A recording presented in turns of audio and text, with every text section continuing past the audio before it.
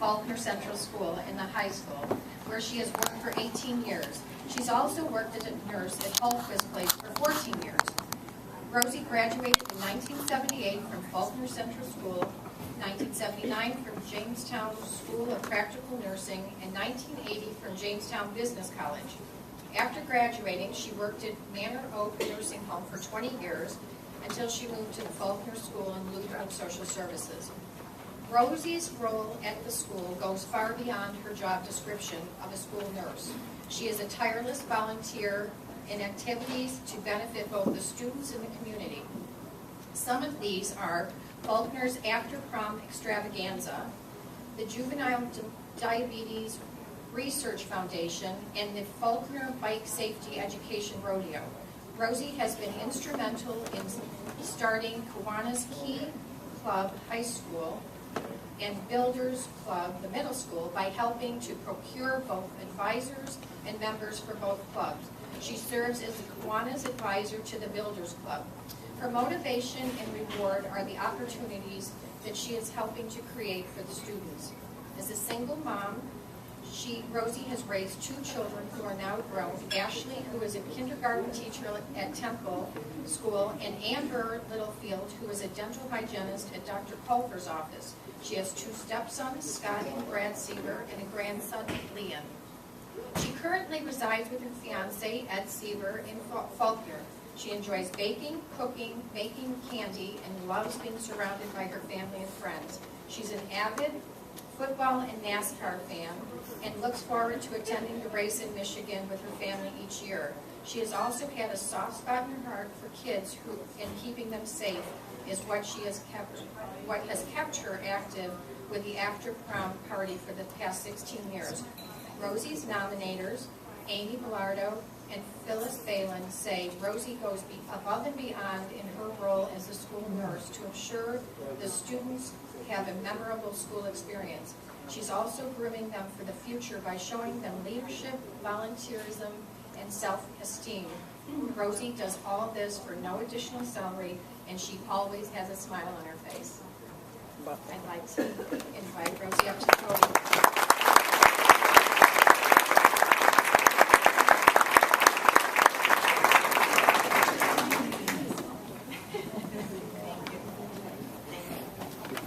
First, I would like to say a very special thank you to the YWCA for making this evening possible.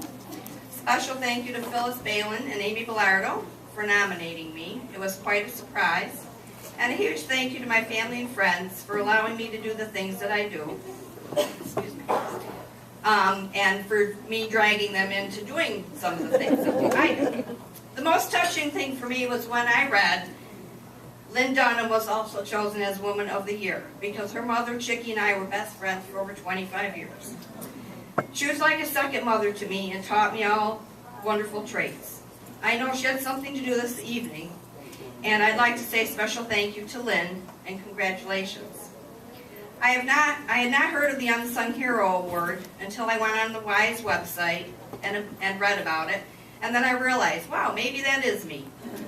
Even though I do not like to admit to things like that. As a matter of fact, when Amy called me at school to tell me, she said, her first words out of her mouth were, I hope you're not going to be mad at me. And the first thought in my mind was, we don't have a popcorn popper for the after prom party. But I had a second plan, so I wasn't too nervous about that. She says, no, she goes, Phyllis and I nominated you for an award, and you got it. And I was just very shocked that they were so kind to do such a thing.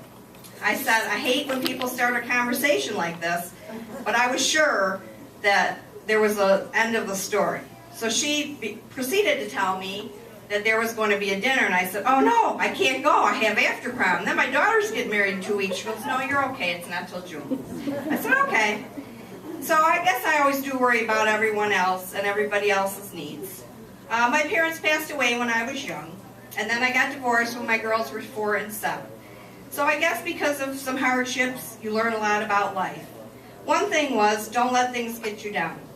There are always others who have it much worse than you, and one of my favorite sayings to my own girls and the kids at school sometimes is, you just need to go on and pick yourself up by the bootstraps. Then I knew I wanted to be a nurse from the time I was little. I operated on my Raggedy Ann doll, cut out her music box, and I sewed her back up. I knew right then I was never going to sew again, and I haven't. But I really did want to become a nurse, and I did. I love to help people and give back, and nursing is a career where you do both and get paid for it. Another piece of advice I give the kids as a career is pick a career that you're going to enjoy, because then your job is not a job. You can enjoy going there every day. Working at LSS, then Hallquist Place for the last 14 years has also been wonderful. The elderly are so thankful for everything you do for them, especially when you take the day off and cook them pasta, or pick them up a special shower cap. They really act like they won the lottery. It also has been a joy to work at the high school with kids, because there's always someone there that really needs a little extra help and a smile, and I'm always there to give it to them. I've always put others first and taught my children the same. I guess I do go a little over the top sometimes. One thing that comes to my mind is one day about 12 years ago when I was walking home from school, I got hit by a 3/4 ton pickup truck. Crossing the street on Main Street, and all I could think of was the man that hit me was above me, and I was so nervous for him that I thought he was going to have a heart attack that I wasn't really concerned about myself. And my other concern was, oh, I don't want my girls to find out that I've been hurt. And then I passed out and woke up in the hospital. I mean, not most people do that. I have a few people in my life as elders that have not been so nice to me, and my girls always say to me, Mom, if someone shot you in the foot, you would say, oh, what a nice gun you have. Well, that's me. I started doing the after-prom party 16 years ago, and I got involved with it because I knew it was one of the most awesome events a school could ever do for their kids to keep them safe and off the streets after the prom. Faulkner has been very lucky to do an after-prom party and a senior vigil, which I've also been very involved with. The time and energy you put into these events, the children do really have fun, and the fact that when you see them and the smile on their face the evening of walking in, you know it's all worth it. Some people say, oh, kids are selfish and they do not appreciate it, but I have to disagree with that. There are always a few, but most of the kids are very appreciative and love it. We do so many great things for the kids, and a few of them being through Kiwanis, such as Christmas gifts, turkey baskets, bike rodeos, JDRF walking camps. About 10 years ago, we tried to get a key club off the ground, but it did not fly. So a few years ago, Gayleen approached me, and I was determined then we were going to get it rolling. And since then, we also have a builders club. On that note, I would just like to say thank you to everybody for helping me to be the person I am today, because I could not have done it without you. And to all my family and friends for joining me tonight for this special honor. And a special thank you to my brother who drove in from Michigan today. Thank you.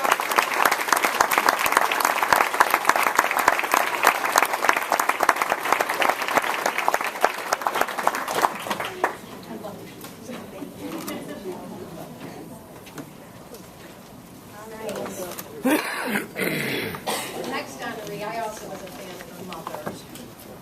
Dr. Lynn Dunham is the managing physician at Jamestown Pediatric Associates and has worked there for 12 years. She graduated from Jamestown High School in 1988. She's a 1992 graduate of Colgate University, where she received a Bachelor's of Arts degree in neuroscience. She conducted 2 years of research at Strong Memorial Hospital studying the effects of maternal drug exposure on newborn babies. Dr. Dunham earned her doctorate of medicine degree from the SUNY Buffalo School of Medicine in 1999 and completed her residency in pediatrics in 2000.